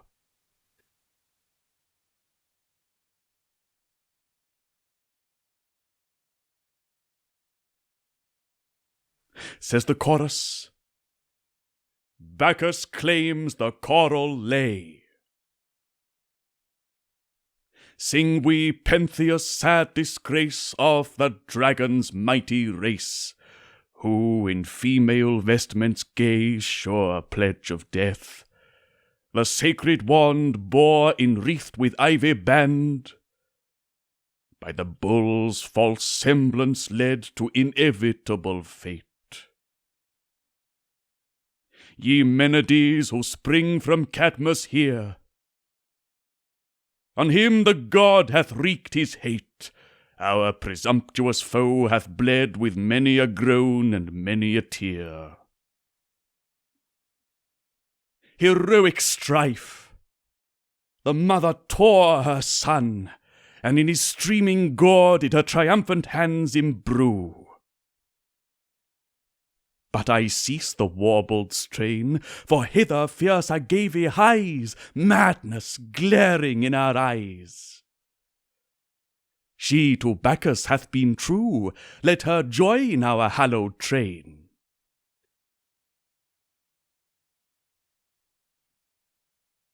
Enter Agave. Says Agave, Ye Asiatic Bacchanalians. Says the chorus, Ha! Why call me? Says Agave, From yon mountain to the palace I bring this whelp new slain, no vulgar prize. Says the chorus, I see it and receive you for our comrade. Says Agave, Without a snare I this young lion caught, as your own eyes may witness. Says the chorus, In what desert? Says Agave, Cytheron. Says the chorus, Say, what mean you by Cytheron? Says Agave, Cytheron slew him. Says the chorus, Who first gave the wound? Says Agave, That praise was all my own. Says the chorus, Thrice blessed Agave. Says Agave, Hence in loud hymns shall they record my name. Says the chorus, What partner had you? Says Agave, Cadmus. Says the chorus, Who belonging to Cadmus? Says Agave, After me his daughters smote this beast. Says the chorus, Successful in so great a prize. Says Agave, Partake the banquet. Says the chorus, What shall I partake? wretch that I am. Says Agave, this seems a tender whelp. His head was covered with a length of hair, but on his cheeks it just began to spring. And from his shaggy mane 'tis evident that he's a lion. Bacchus, skilful hunter, roused 'gainst this beast the Menades. Says the chorus, our king returns victorious from the sylvan chase. Says Agave, you praise. Says the chorus, on whom do I my praise bestow? Says Agave, soon shall the Thebans praise me. Soon shall Pentheus my son applaud his mother, who hath slain the lion's furious whelp. Says the chorus, do you exult? Says Agave, with transport, yes, with transport I recount the great and glorious deeds I have achieved. Says the chorus, now to the citizens, O wretched woman, display the trophies you have hither brought. Says Agave, draw near, O ye inhabitants of Thebes, with stately turrets crowned, that ye may view the ravenous beast, whom we of Cadmus' race hunted and caught. Without the barbed shafts Thessalia lends, without the fraudful net, but by our hands alone. I hence may speak in loftier terms, and scorn the useless toil of them who forge the spear. For with these hands have I both caught and rent the howling savage. Where is my aged sire? Let him approach. And where my son, my Pentheus? From the palace go bid him bring a ladder, and affix the lion's head to yonder sculptured frieze.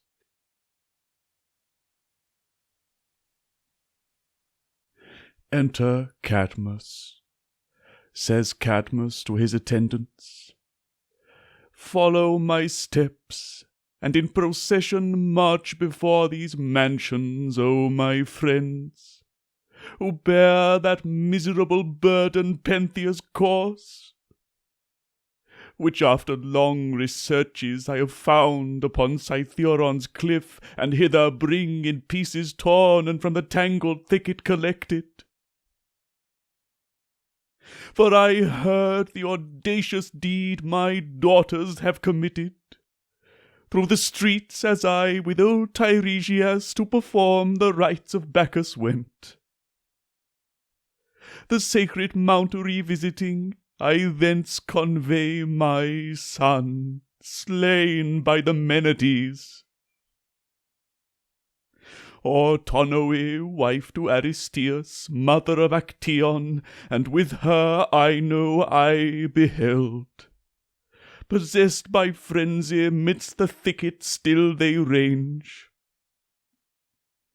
But hither, as some stranger hath informed me, Agave comes with bacchanalian step. Nor groundless were the tidings which I heard. For I her inauspicious face descry.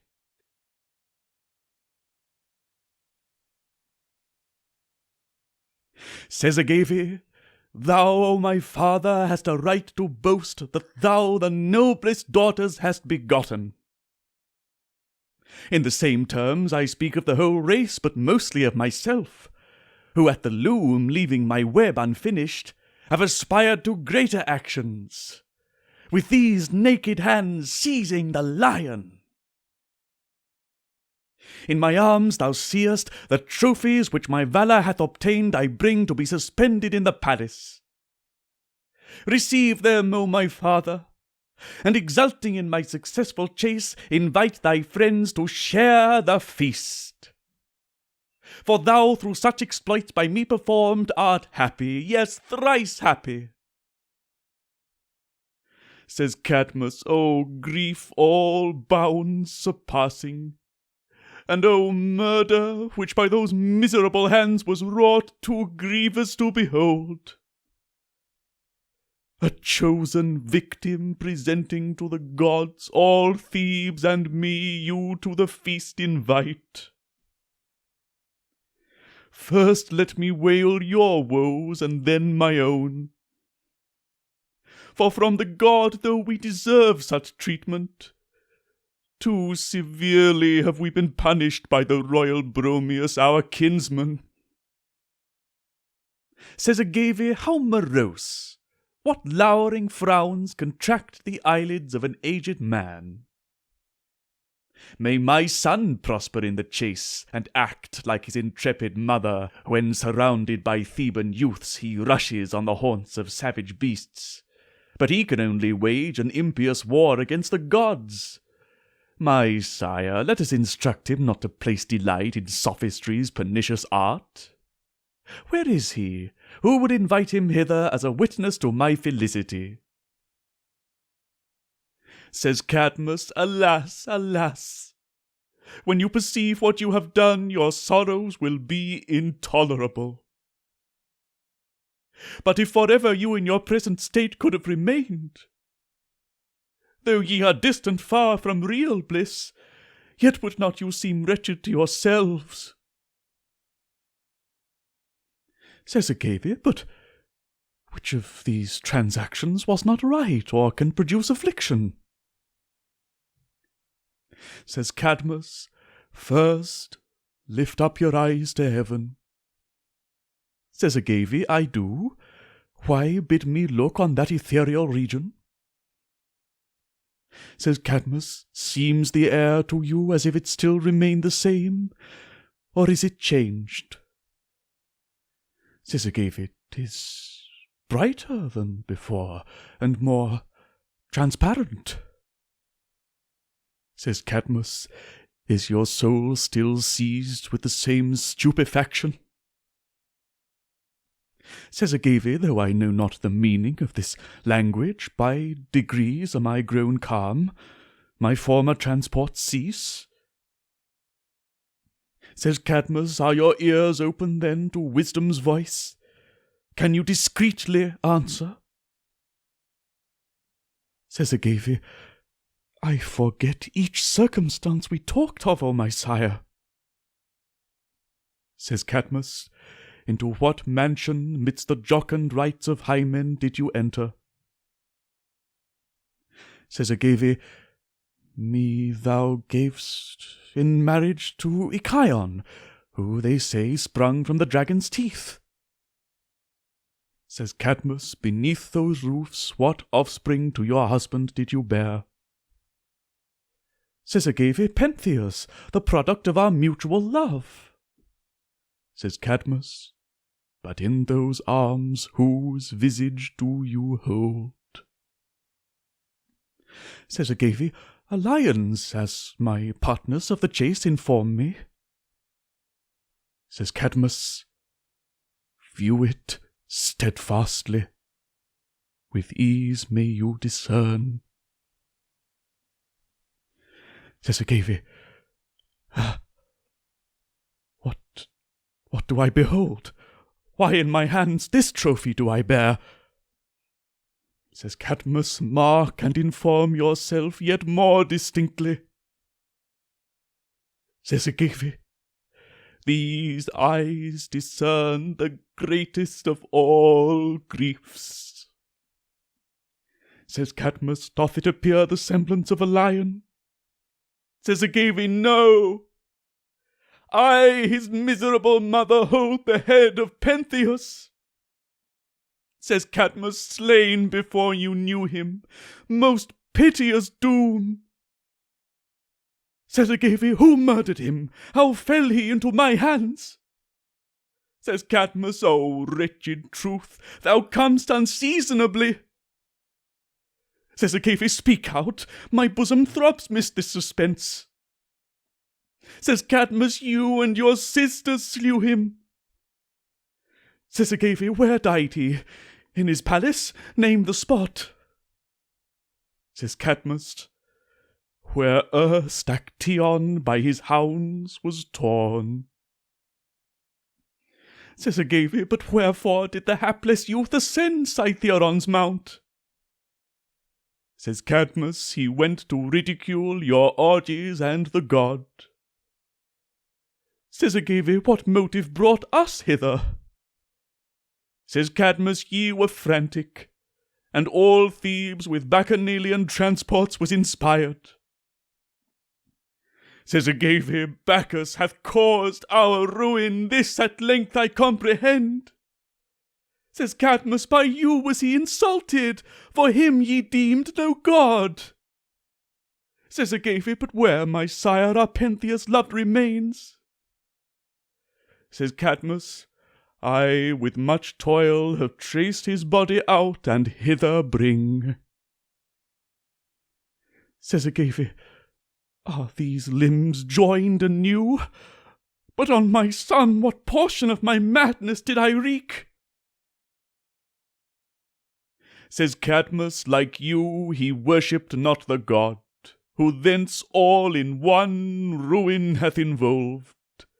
Both you and him, that he this miserable house might overthrow, and me, who destitute of sons, alas, my daughters, see this youth, fruit of your womb, dishonourably slain, and by unholy hands. To him my house looked up with eyes of hope. Thou, O my grandson, the pillar of these mansions, wert revered by the whole city. No man dared to insult me, although I was grown old, when he beheld thy prowess. For from thee would he have found the punishment he merited. But now shall I, the mighty Cadmus, with disgrace be from these walls expelled, e'en I who sowed the Theban race and reaped that glorious harvest. O most beloved, although thou art no more, still to be numbered with my dearest children. Touching this chin no more shalt thou accost thy grandsire with a fond embrace, and say, Old man, who injures thee? Who dares to vex thy sorrowing heart? Oh, speak, that I may crush the author of thy wrongs. But now one direful fate involves both me and thee, thy wretched mother and her wretched sisters. If any impious mortal yet contemns the powers celestial, let him view the death of Pentheus to convince him there are gods. Says the chorus, for thee I grieve, O Cadmus. Though the fate of thy unhappy grandson was deserved, yet 'tis to thee the source of bitter woe.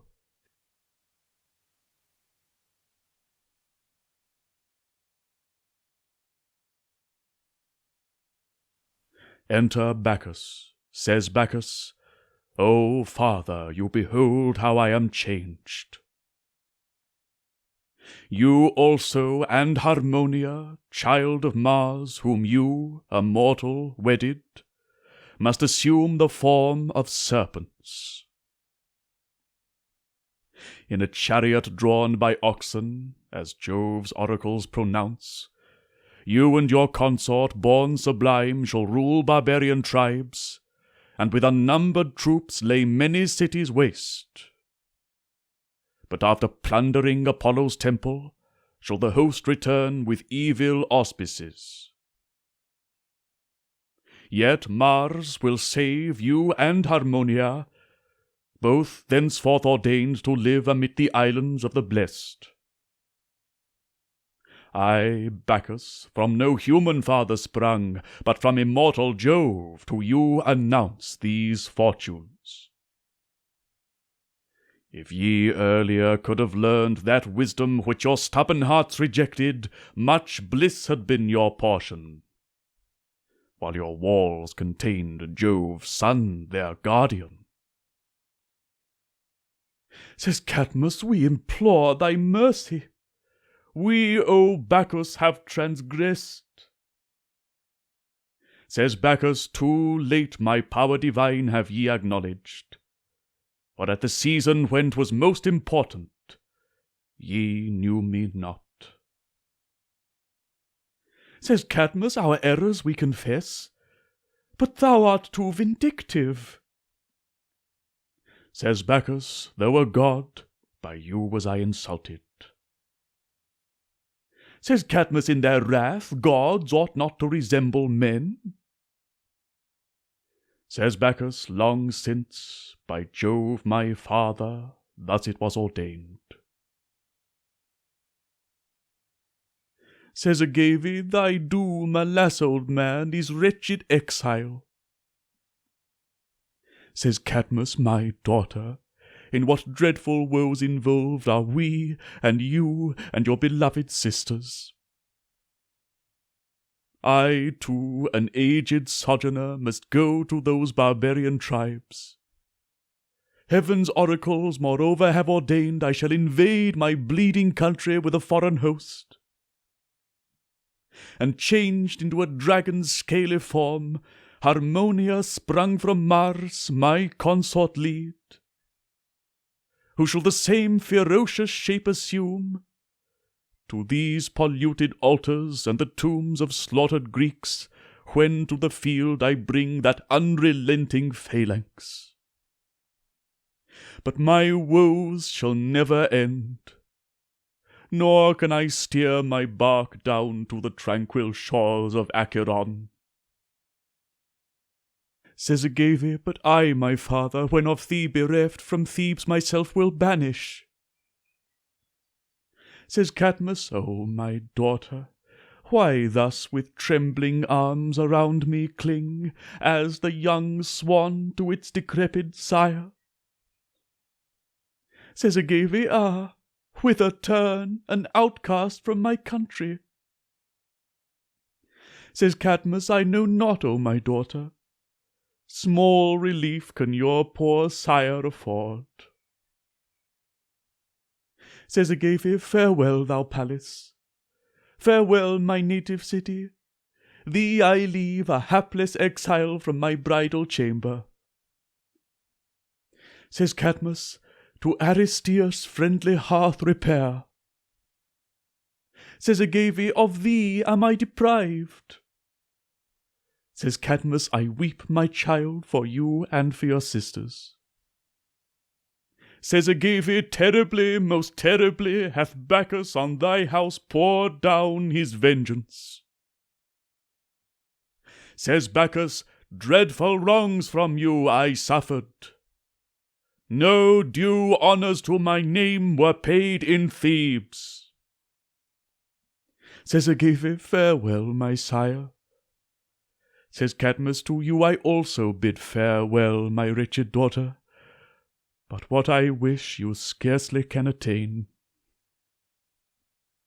Says Agave, conduct me to my sisters, ye who guide my wretched steps, that I may take them with me, the partners of my flight. For I will go where the polluted mountain of Cytheron rears not its summit. Ne'er will I behold that scene of horrors, nor recall to mind how erst I bore Athyrsus. Let the rest of Bacchus' followers o'er these rites preside.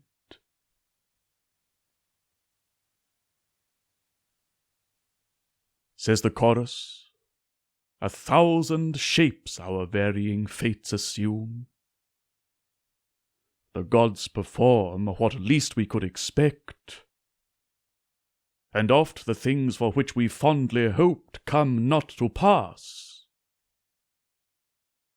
Heaven finds a clue to guide our steps through the perplexing maze of life, and thus doth this important business end.